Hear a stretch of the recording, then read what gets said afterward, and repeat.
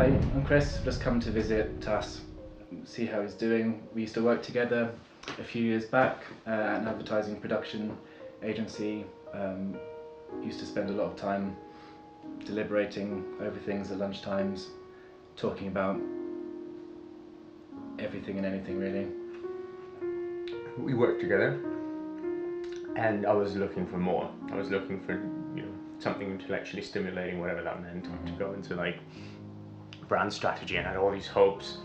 And I remember always asking you, how do you think I've positioned this email to this recruiter, and do you think I'm going to get it? Like, we went to eat burritos, and I had like expectations, through the roof. Like, the work was going to be so different, and people are going to be so much more real and honest. And the truth was, I got there, and it was nothing like what I expected, and I had to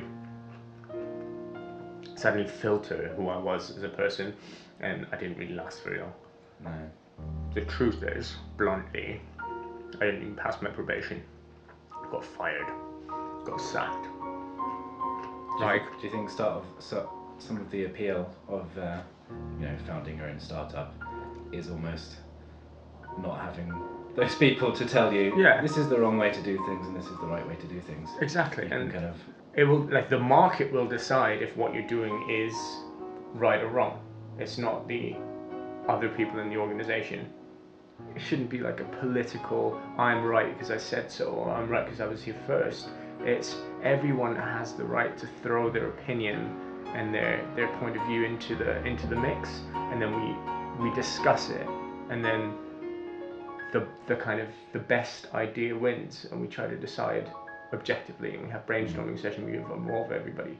Yeah, when you're working in organizations and when it's political, it's very difficult to understand who they really are and who they're pretending to be to better fit the role within their organization and their objective. And I was never particularly good at playing that kind of political field of landmines, and got involved with the wrong people, trusted them maybe a little bit too much, opened myself up.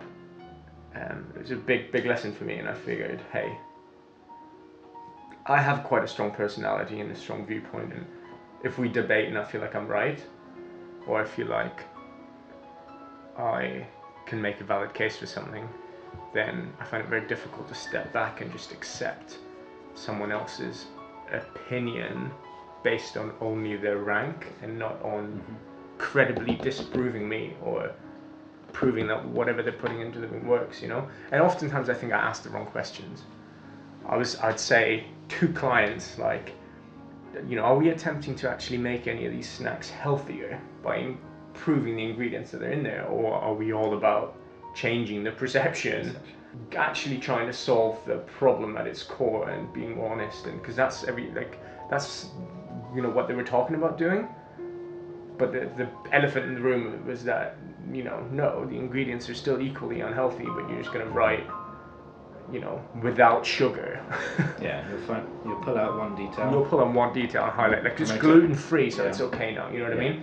So it was just not the right fit for me, and for me it was like, if you can fail working so hard for somebody else, if you can fail, doing a 9 to 5 and staying in like the safety net of a career, as opposed to going out and investing kind of your own money, and where ultimately you're responsible. If you fail, you fail. You may as well go and try and really test yourself against the market. And if people are willing to buy your services and the quality of your work is out there and people are willing to pay for it, then who can tell you that you're doing it wrong? Often it's in these organizations where you're just a small screw in a big engine, it's not actually about how good you are as an individual. It's more about how well you conform to, their picture of good. Like recruiters and like blogs and things telling you how to find the right jobs and things, they'll all tell you to make sure that you completely tailor every single detail about yourself, about your CV and everything to that company's culture, and to that make sure that you show them that you are basically the perfect fit for them, and that's what they want. They just want people to slide nicely in, make things as least difficult as possible for them. That's exactly it. You want to hire people that are better than you, that can help advance the business and make it better. and actually help clients solve the issues that they have in the most cost effective and most efficient way possible. And you need to, I think interviews and all that box ticking bullshit is so like yesterday. It's bullshit, because you need to take that risk of giving the individual a chance to actually do the work. It's not about hiring the person that's best at pretending to fit into whatever box you want to push them in.